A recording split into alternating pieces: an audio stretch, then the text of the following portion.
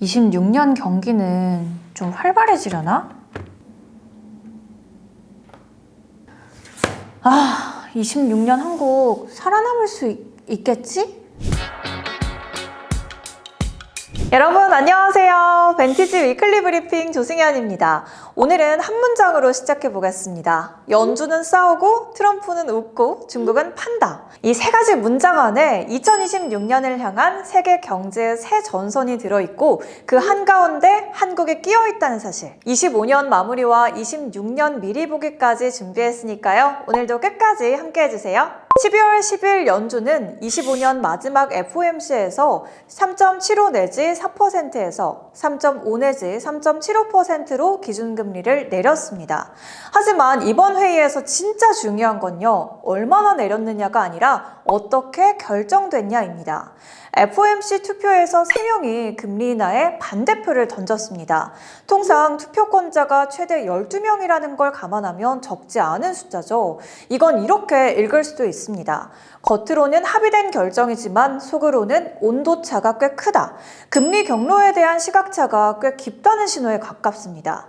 더 중요한 건 바로 내년 전망입니다. 연준은 내년 한 해에 한 번 정도 인하를 예상한다 라고 했지만 시장은 그래도 3-4번은 내리지 않을까라며 내심 기대하고 있습니다. 즉 둘 사이의 간극이 여전히 큰 상황인 거죠. 파월 의장은 이 상황에서 이렇게 말합니다. 인플레이션은 여전히 높고 관세는 불확실하다. 짧게 해석하면 이겁니다. 우리는 쉽게는 못 내린다. 여기에 변수가 하나 더 있거든요. 파월 의장의 임기는 5월에 끝나고 후임은 트럼프 대통령이 지명합니다. 누가 올지 어떤 스타일일지 아무도 모르기 때문에 시장은 긴장 상태에 돌입하면서 이렇게 말합니다. 연준의 독립성이 더 흔들릴 수도 있겠다. 정리하자면 금리는 내렸지만 본격적인 인하 사이클이라기보다는 조심스러운 조정에 가깝다고 볼 수 있겠습니다. 연준 내부의 온도차와 트럼프의 후임 인선 리스크까지 감안하면 2026년 상반기까지는 쉽게 못 내리는 모드로 보는 게 현실적입니다. 두 번째 전선은 트럼프 대통령입니다. 근데 여기서부터는 약간 블랙 코미디에 가깝습니다. 트럼프는 먼저 관세의 칼을 듭니다. 글로벌 평균 관세는 2.5%에서 27% 수준까지 점프했고 자동차는 25%의 관세를 예고했습니다. 중국에 대한 관세는 기존 100%에서 10%로 임시 완화되었는데 이는 완화라기보다는 다시 올릴 수 있는 협상 카드에 가깝습니다. 이 뉴스가 나오자 S&P 500과 나스닥, 다우지수 이 세 지수가 동시에 5% 이상 급락했습니다. 이렇게 급락한 이유 뭘까요? 시장 입장에서는 간단합니다. 앞으로 무역 진짜 복잡해지겠구나. 그런데 여기서 역설적인 장면이 또 하나 나오거든요. 그 와중에 트럼프는 비트코인을 사고 있었다는 점입니다. 2025년 3월, 그러니까 올해 3월에 트럼프는 행정명령으로 전략적인 비트코인 보유 제도를 만듭니다. 비트코인을 금처럼 국가자산으로 올려놓은 겁니다. 이걸 흐름으로 연결하면 한 손으로는 관세로 시장을 때리고 다른 한 손으로는 정부가 비트코인을 사들이면서 안전지대를 만드는 그림인 거죠. 관세 쇼크가 와도 비트코인만은 상대적으로 강세를 유지하는 이 기묘한 구조가 나오게 됩니다. 여기에 하나가 더 겹칩니다. 미국 대통령이 암호자산과 직접 이해관계를 공유하는 상황입니다. 정책과 개인의 이해관계가 섞이면서 이게 국가 전략이냐 개인 포트폴리오냐라는 논쟁도 피하기 어려워집니다.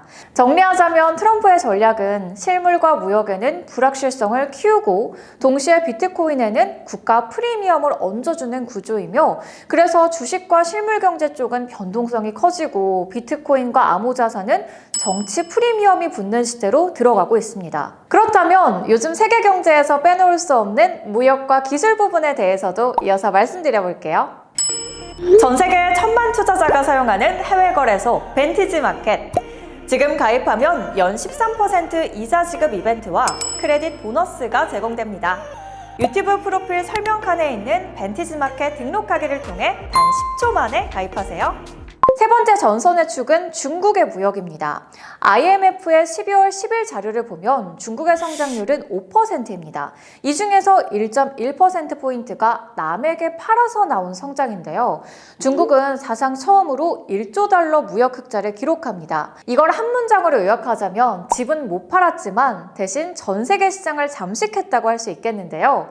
부동산 위기로 내수는 거의 얼어붙었지만 수출로 집안을 버티는 모델로 완전히 돌아섰다는 얘기입니다. 이걸 두고 IMF는 이렇게 경고하거든요.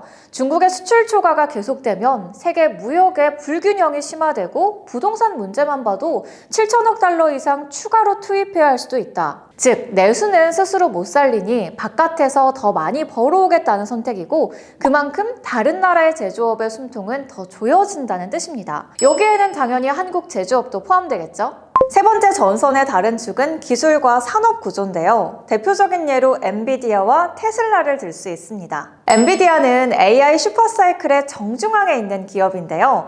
올해 3분기 매출 570억 달러를 돌파했고 전년 대비 62% 성장이라는 성과를 냈습니다. 이 중에서 512억 달러가 AI 데이터 센터 매출이고 시가총액 또한 5조 달러를 돌파했습니다.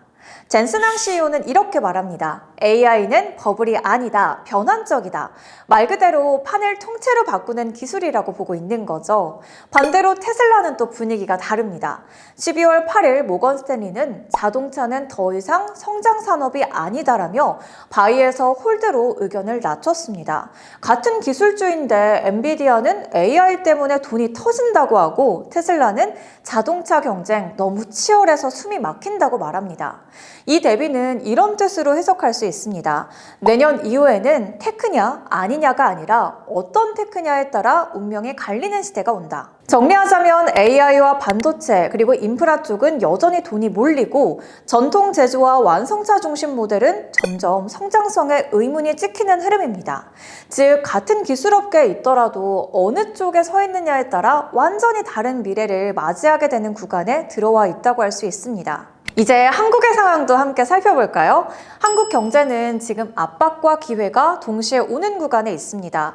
IMF는 한국의 내년 성장률을 2.2%에서 1.8%로 하향 조정했습니다. 압박 요인으로는 크게 네 가지가 있는데요. 첫 번째로는 트럼프의 관세 정책, 두 번째 한국 제품에도 추가 25% 관세를 부과할 가능성, 세 번째로는 중국의 수출 공세로 가격과 물량 경쟁에서 동시에 압박이 오고 있다는 점, 네 번째로는 미국과 중국 중심의 무역 전쟁이 재심화되고 있다는 점이 있습니다. 하지만 동시에 기회 요인도 있는데요. 반도체와 AI 인프라 그리고 부품 분야에서 한국 기업들이 여전히 핵심 공급망에 있기 때문입니다. AI 데이터 센터와 고성능 칩, 메모리와 전력 장비 등에서 필요한 나라로 남아있는 것도 사실입니다. 그래서 한국의 위치를 이렇게 요약할 수 있겠습니다. 중국의 수출 공세와 미국의 관세 압박 사이에 끼어 있는 나라이지만 동시에 AI와 반도체 전선에서는 여전히 판 위의 핵심 말인 나라. 즉 수출 구조가 바뀌지 않으면 관세와 무역 전쟁의 직접적인 충격을 반복해서 맞을 수밖에 없지만 반대로 동시에 AI와 반도체 관련 경쟁력은 지키고 키워야 하는 참 아이러니한 위치에 있습니다. 오늘 내용 정리하면서 마무리해보겠습니다.